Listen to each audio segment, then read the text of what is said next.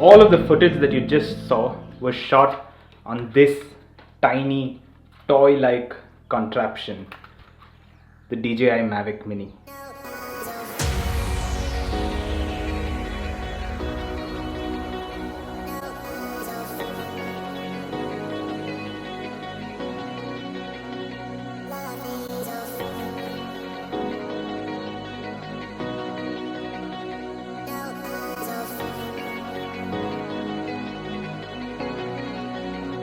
Hello everyone, welcome back to the channel. Today we're talking about my newest gadget slash tool slash toy, because this thing looks like a toy. This is the DJI Mavic Mini, which is currently DJI's smallest, lightest and cheapest drone.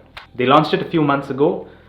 I tried to get it in India. It wasn't available in India for the longest time, and eventually when it was available, it was a bit too expensive. Fortunately, a friend of a friend finally found this for me somewhere overseas and brought it to me, so I got a good deal on it, and it's here, and I've used it a few times and it's been interesting. It's been quite promising.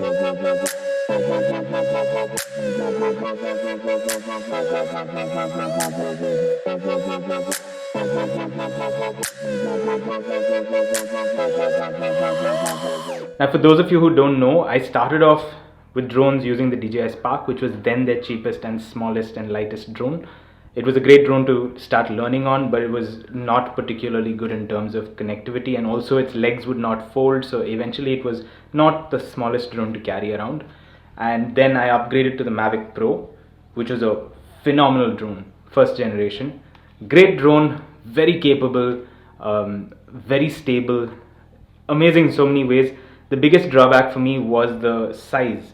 Now, it is a compact drone, even the Mavic Pro, but I travel on motorcycles often, and for me, luggage space, real estate is premium, so I'm constantly looking for something that would be smaller, and that is why I sold the Mavic Pro and decided to give this little drone here a chance.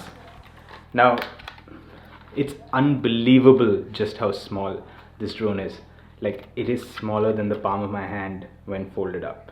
That's how small it is, which is just crazy. This is something that flies in the sky, and it is so tiny. It's just unbelievable, really. And the other thing about it is it's phenomenally light. This is something that a lot of people have been talking about, and DJI has promoted as well. 249 grams with the battery inside. That's relevant because drone regulations in most countries are less stringent if your drone weighs less than 250 grams. And so far there wasn't any serious drone that achieved that standard. There were only these toy-like selfie drones. But this, on the other hand, my friends, is actually quite a serious drone.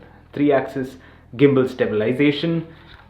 It has a battery which actually gives you more flight time than the battery that I had on my Mavic Pro.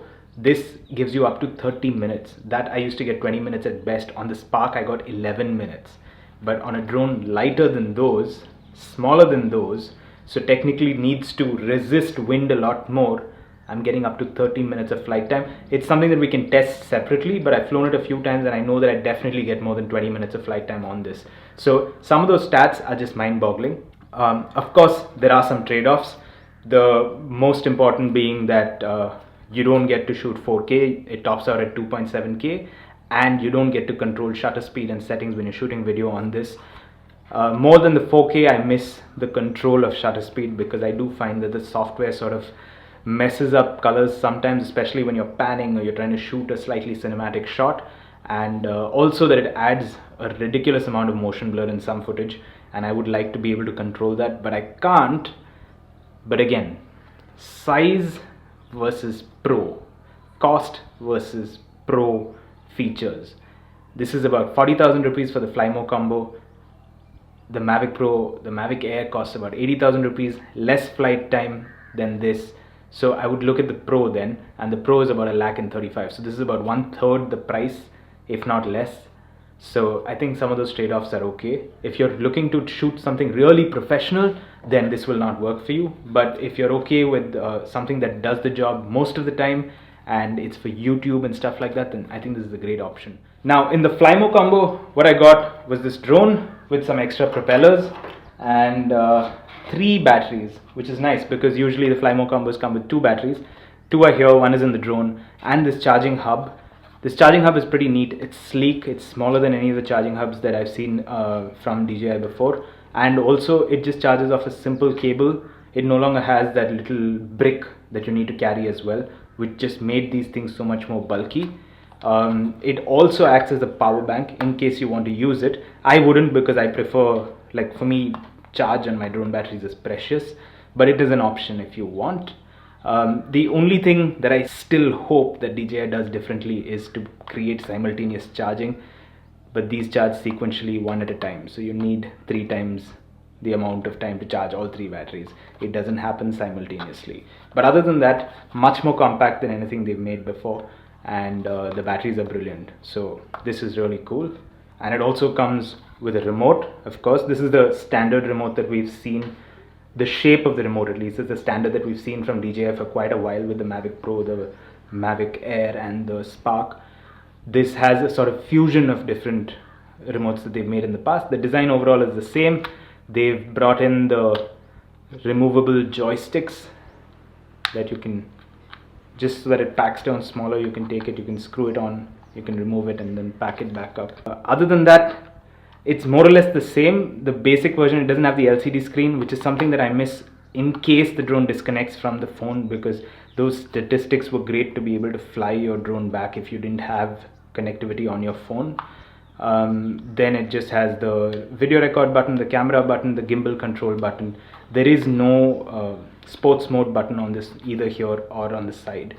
You need to do that through the app. This also flies off a different app. It doesn't fly off DJI Go. It flies off DJI Fly, which is a simpler app that doesn't have as many of the features that DJI Go had. So overall, my initial impressions have been really good. You've seen some of the footage that I've shot on this drone, so you know what it's capable of.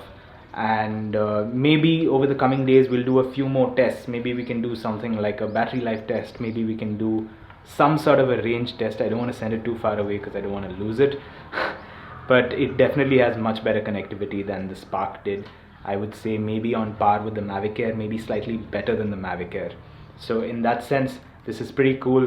I think it's great value for money as long as you can get it at the right price. It's not a pro level piece of equipment, but hopefully this is going to create some memorable footage for my YouTube content.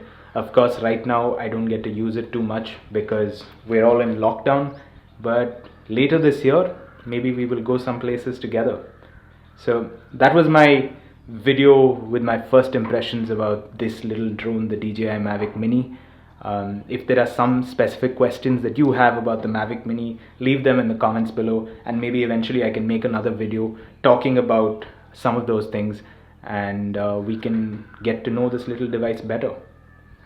Thanks for watching. I will catch you guys in the next video.